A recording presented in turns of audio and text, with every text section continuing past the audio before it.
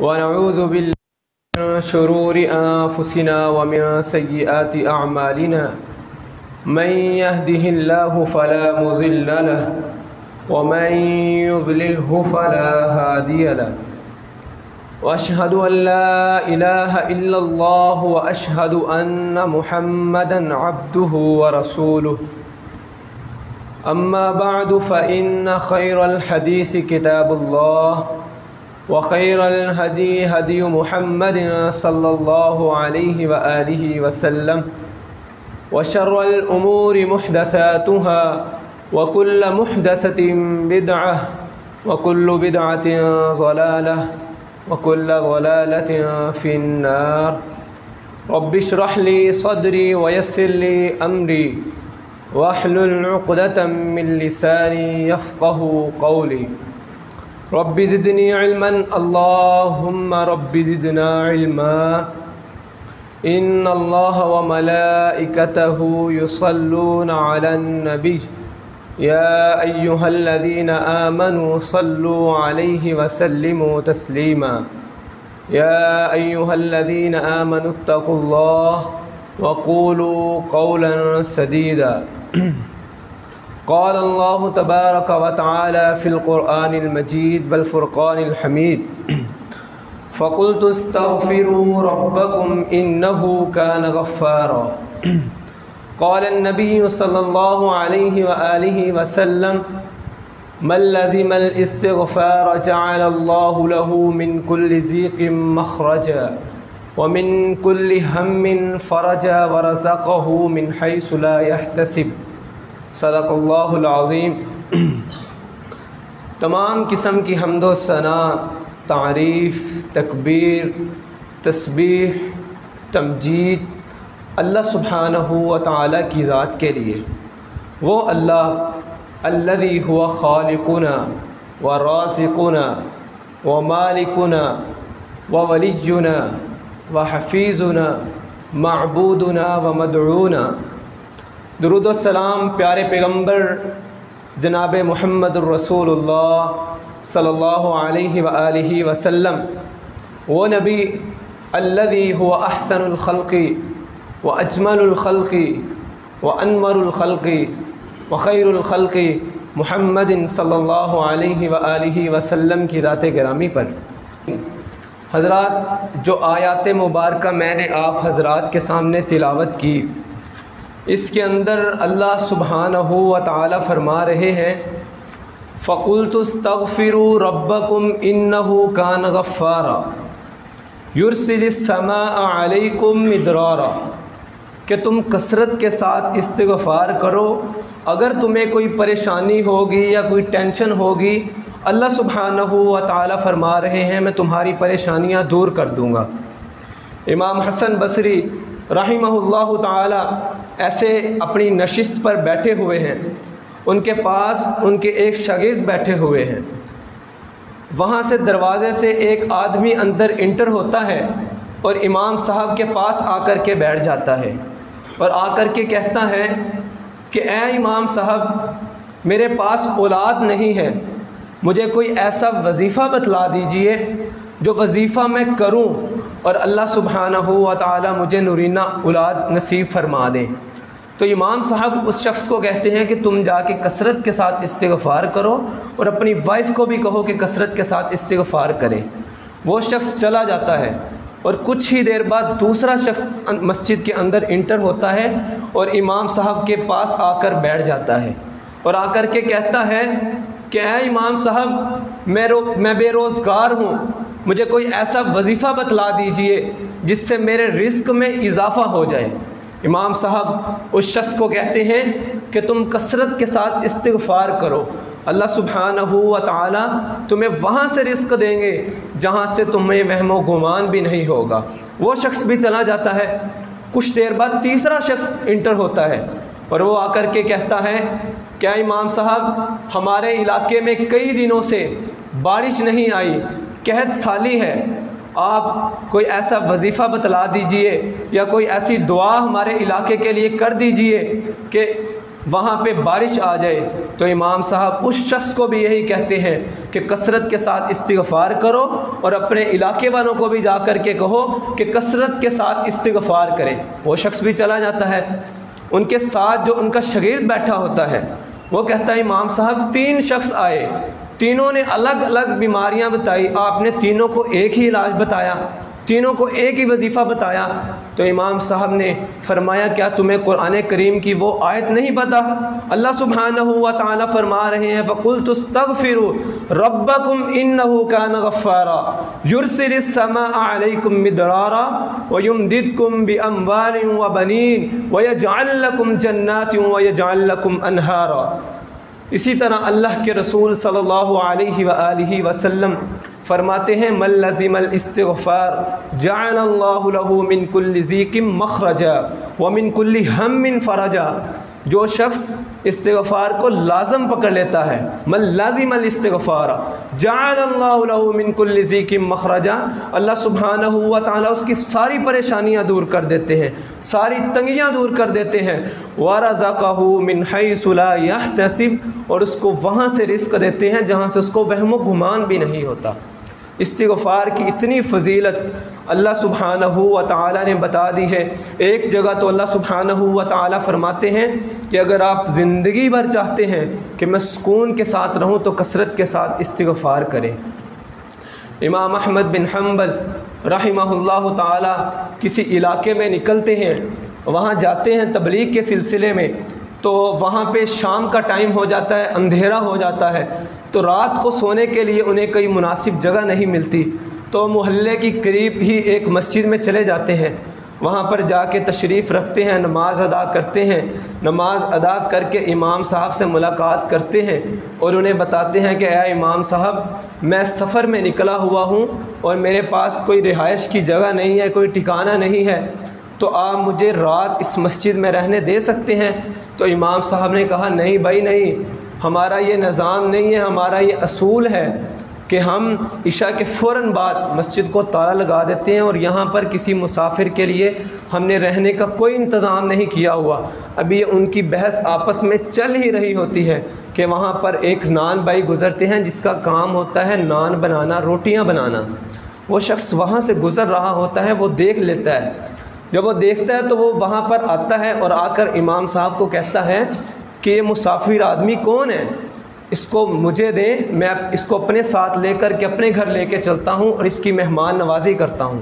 وہ شخص کو امام احمد بن حنبل رحمہ اللہ تعالیٰ کو اپنے ساتھ لے کر کے اپنے گھر جاتا ہے اور جا کر وہاں پر چارپائی رکھتا ہے، ان کو بٹھاتا ہے، پانی پلاتا ہے اور خود اگلے دن کے لیے آٹا گونا شروع کر دیتا ہے۔ ساتھ ساتھ آٹا گوندھ رہا ہے اور ساتھ ساتھ کہہ رہا ہے استغفر اللہ استغفر اللہ استغفر اللہ۔ امام صاحب ساری یہ چیز اس کی دیکھ رہے ہیں اور اس سے پوچھتے ہیں کہ جو تم استغفار کر رہے ہو اس کا تمہیں کوئی زندگی میں فائدہ بھی ہوا ہے؟ تو وہ شخص کہتا ہے میں تو ایک فقیر سا انسان تھا، میں تو بہت گناہ گار سا انسان تھا، اللہ سبحانہ و تعالیٰ نے جب سے میں نے استغفار شروع کیا ہے اللہ نے اتنا مجھے مال دیا ہے کہ اب مجھ سے سنبھالا نہیں جاتا، اور ہمارے محلے میں ہمارے علاقے میں کوئی مہمان آتا ہے تو میں اس کو اپنے گھر لے جاتا ہوں اور اس کی مہمان نوازی کرتا ہوں، اور جو دعا کرتا ہوں اللہ سبحانہ و تعالیٰ فوراً میری دعا کو قبول کر لیتے ہیں۔ استغفار کی اتنی فضیلت ہے، اور وہ فرماتے ہیں کہ کوئی ایک دعا ایسی ہے جو میں نے کی ہوئی ہے وہ ابھی تک قبول نہیں ہوئی۔ امام احمد بن حنبل رحمہ اللہ تعالیٰ اس شخص کو کہتے ہیں وہ کون سی ایسی دعا ہے جو ابھی تک تمہاری دعا قبول نہیں ہوئی؟ تو وہ شخص کہتا ہے کہ مجھے پتہ چلا کہ فلاں علاقے میں ایک ایسے امام ہیں جو بہت ہی نیک ولی انسان ہے، تو میں نے اللہ سے دعا کی کہ اے اللہ مجھے اپنے اس نیک بندے کے ساتھ ملاقات ہی کروا دے، تو بس وہ میری دعا قبول نہیں ہوئی، باقی جو دعا کرتا ہوں وہ دعا قبول ہو جاتی ہے۔ امام احمد بن حنبل رحمہ اللہ تعالیٰ اس شخص کے کہتے ہیں کیا نام ہے اس شخص کا، کون ہے وہ بندہ؟ تو وہ بتاتے ہیں کہ امام احمد بن حنبل اس شخص کا نام ہے۔ تو امام احمد بن حنبل رحمہ اللہ تعالیٰ یہ سن کر کھڑے ہو جاتے ہیں اور اپنی باہیں اس طرح کھول لیتے ہیں اور اس شخص کو کہتے ہیں کہ میں ہی امام احمد بن حنبل ہوں، اور وہ شخص خوشی سے حق کر لیتا ہے۔ حضرات استغفار کی اتنی فضیلت ہے، اتنی فضیلت ہے کہ اللہ سبحانہ و تعالیٰ معاف بھی کرتے ہیں اور نعمتیں بھی دیتے ہیں، اور دعائیں بھی قبول کرتے ہیں۔ عبداللہ بن مسعود رضی اللہ تعالیٰ عنہ روایت کرتے ہیں کہ اللہ کے رسول صلی اللہ علیہ وآلہ وسلم نے ارشاد فرمایا کہ جو مومن شخص ہوتا ہے، مومن جب اس سے گناہ ہو جاتا ہے تو اس کو اس طرح لگتا ہے کہ پہاڑ اس کے سر پر ہے اور وہ کبھی بھی اس کے سر پر گر سکتا ہے، تو وہ فوراً اپنی توبہ کرتا ہے، اللہ سبحانہ و تعالیٰ کو راضی کرتا ہے۔ یہ تو انبیاء کرام بھی جب بھی کوئی گناہ ہوتا، حالانکہ اللہ کے رسول صلی اللہ علیہ وسلم جو معصوم عن الخطا ہیں، جن سے کوئی گناہ ہی نہیں ہوتا، وہ بھی فرماتے ہیں لوگوں اللہ کی قسم کھا کر کے کہتا ہوں کہ میں بھی دن میں 100 مرتبہ استغفار کرتا ہوں، تم لوگ بھی اللہ سبحانہ و تعالیٰ سے استغفار کیا کرو۔ اللہ سبحانہ و تعالیٰ قرآن کریم میں ارشاد فرماتے ہیں الم یعلموا ان اللہ هو یقبل التوبۃ عن عبادی ویأخذ الصدقات۔ اللہ سبحانہ و تعالیٰ فرماتے ہیں کیا یہ لوگ جانتے نہیں ہیں کہ اگر وہ مجھ سے توبہ کریں گے تو میں ان کو معاف کر دوں گا۔ اب کچھ لوگ مکہ میں، مدینہ میں اس طرح کے تھے جنہوں نے، مشرکین لوگ تھے کیونکہ انہوں نے بہت زیادہ گناہ کیے ہوئے تھے، بہت زیادہ قتل و غارت کیے ہوئے تھے، زنا کیے ہوئے تھے، تو وہ بہت زیادہ پریشان تھے کہ یہ ہمارے گناہ معاف ہو سکتے ہیں۔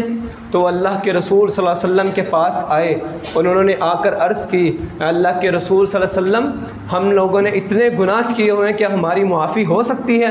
تو اللہ سبحانہ و تعالیٰ نے قرآن کریم میں آیت نازل کر دی قل یا عبادی الذین اسرفوا علی انفسہم لا تقنطوا من رحمت اللہ، اے میرے نبی جا کر میرے بندوں کو بتلا دیجئے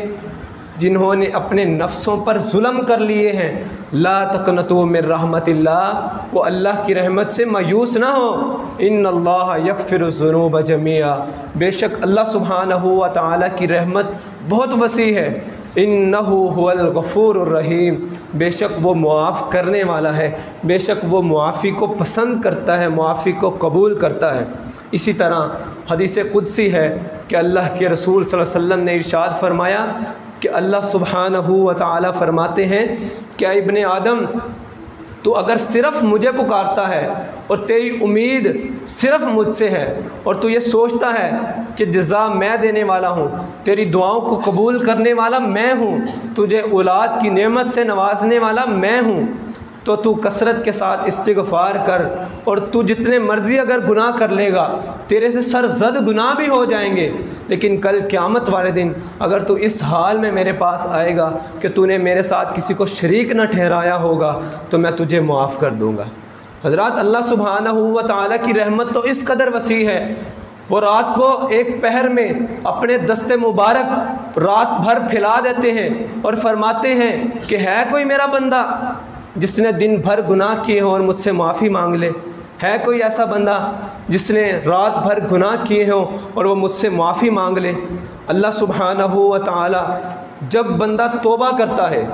اللہ سبحانہ و تعالیٰ خوش کتنا ہوتے ہیں۔ حضرت انس رضی اللہ تعالیٰ عنہ روایت کرتے ہیں کہ اللہ کے رسول صلی اللہ علیہ وسلم نے ارشاد فرمایا کہ جو بندہ اللہ سبحانہ و تعالیٰ سے توبہ کرتا ہے اللہ سبحانہ و تعالیٰ اس قدر خوش ہوتے ہیں کہ جیسے ایک درخت کے نیچے ایک انسان بیٹھا ہوا ہے اور اس کے پاس سواری پر اس کا سامان ہے، سارا ساز و سامان ہے، اس کا کھانا پینا جو بھی اس کا سامان ہے سارا اس سواری پر ہے، اور وہ کیونکہ تھکا ہوا ہے تو اس کو نیند آ جاتی ہے، جیسے ہی وہ آنکھیں بند کرتا ہے اور اس کی سواری غائب ہو جاتی ہے، اور کچھ دیر بعد وہ جب آنکھیں کھولتا ہے تو اس کی سواری غائب، اور وہ اس قدر پریشان ہو جاتا ہے کہ اس طرح لگتا ہے کہ جیسے اس کو موت واقع ہونے والی ہے،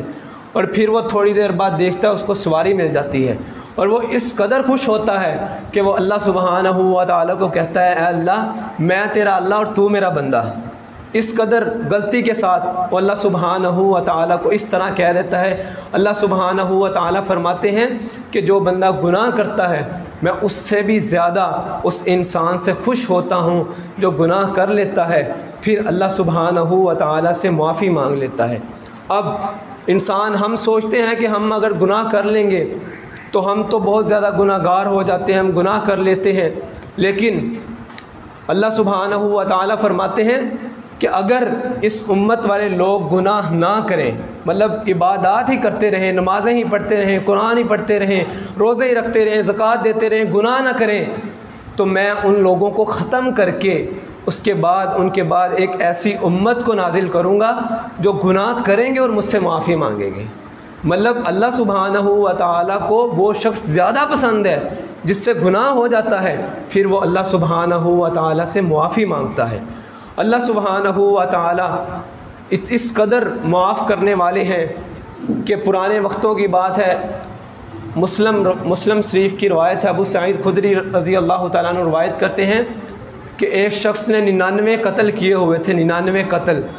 اور وہ ایک پادری کے پاس جاتا ہے اور جا کر کے کہتا ہے کہ میں نے 99 قتل کیے ہوئے ہیں، کیا میری معافی ہو سکتی ہے؟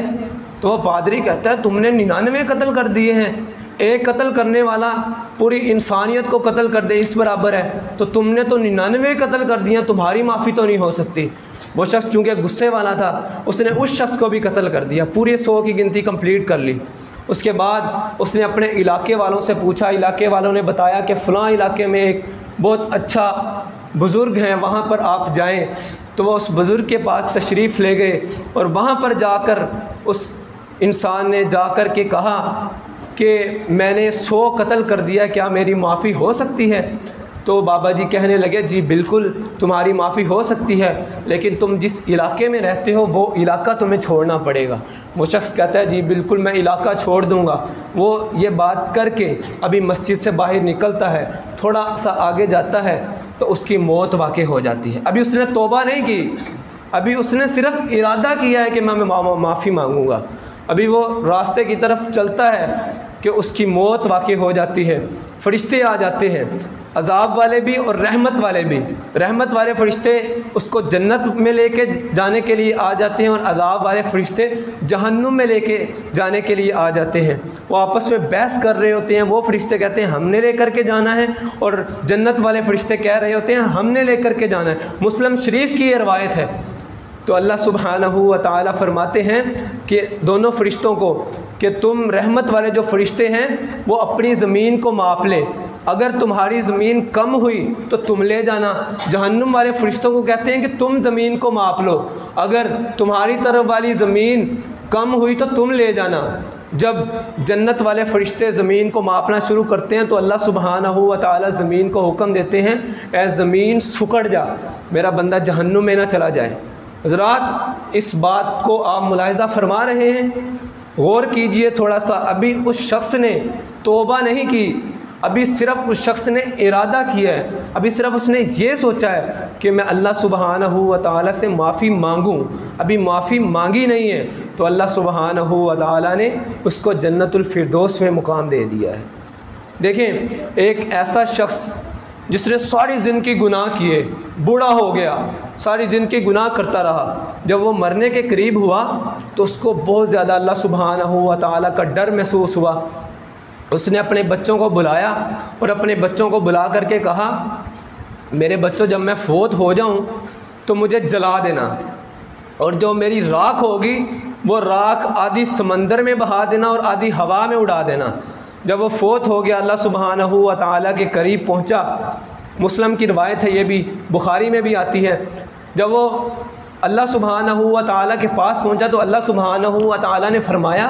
تم نے ایسا کیوں کیا، اپنے بچوں کو تم نے اس طرح کی وصیت کیوں کی؟ کیونکہ تمہیں پتہ ہے کہ قبر میں دفنانا اسلام میں جائز ہے، جلانا جائز نہیں ہے۔ تو وہ شخص کہنے لگا کہ مجھے اللہ آپ کا ڈر لگ گیا تھا، مجھے آپ کا خوف آ گیا تھا کہ میں آپ کو کس منہ سے میں آپ کو جواب دوں گا، میں تو بہت زیادہ گناہ گار انسان ہوں۔ تو اللہ سبحانہ و تعالیٰ نے اس شخص کو معاف کر کے جنت میں جگہ دے دی، صرف اس وجہ سے کہ اس نے اللہ سبحانہ و تعالیٰ سے ڈر کر لیا، خوف کھا لیا۔ اسی طرح اللہ کے رسول صلی اللہ علیہ وسلم ارشاد فرماتے ہیں جس شخص سے جب گناہ ہو جاتا ہے ان العبد اذا اعترف ثم تاب تاب اللہ علیہ، کہ جب بندے سے گناہ ہو جاتا ہے اذا اعترف پھر وہ اعتراف کر لیتا ہے، ثم تاب پھر توبہ کرتا ہے، تاب اللہ علیہ تو اللہ سبحانہ و تعالیٰ اس شخص کو معاف کر دیتے ہیں۔ اسی طرح اللہ کے رسول صلی اللہ علیہ وسلم نے فرمایا تائب من الذنب کمن لا ذنب له، بہت ہی خوبصورت روایت ہے، بہت ہی خوبصورت۔ اللہ سبحانہ و تعالیٰ فرماتے ہیں کہ جو شخص مجھ سے معافی مانگ لیتا ہے، وہ شخص بالکل اس طرح ہو جاتا ہے جیسے اس شخص نے کبھی گناہ ہی نہیں کیا۔ حضرات اللہ سبحانہ و تعالی نے جب شیطان مردود کو اپنے در رحمت سے دور کیا تو شیطان کہنے لگا اے اللہ مجھے تیری عزت کی قسم فَبِعِزَّتِكَ لَأُغْوِيَنَّهُمْ أَجْمَعِينَ، اے اللہ مجھے تیری عزت کی قسم میں قیامت تک تیرے بندوں کو گمراہ کرتا رہوں گا۔ تو اللہ سبحانہ و تعالیٰ کی رحمت جوش میں آئی، اللہ سبحانہ و تعالیٰ فرمانے لگے اے شیطان تو نے ایک قسم کھائی ہے تو میری 3 قسمیں سن لے، وَعِزَّتِي وَجَلَالِي وَارْتَفَعِ مَكَانِي، مجھے میری عزت کی قسم، مجھے میرے بلند مرتبے کی قسم، مجھے میرے بلند عہدے کی قسم کہ جب تک میرے بندوں سے گناہ ہوتے رہیں گے میں ان کو معاف کرتا رہوں گا۔ حضرات اللہ سبحانہ و تعالیٰ کی رحمت اس قدر وسیع ہے، اللہ سبحانہ و تعالیٰ سے دعا ہے کہ اللہ سبحانہ و تعالیٰ ہمیں عمل کرنے کی توفیق عطا فرمائے اور ہمیں زیادہ سے زیادہ توبہ استغفار کرنے کی توفیق عطا فرمائے۔ وآخر دعوانا ان الحمد للہ رب العالمین۔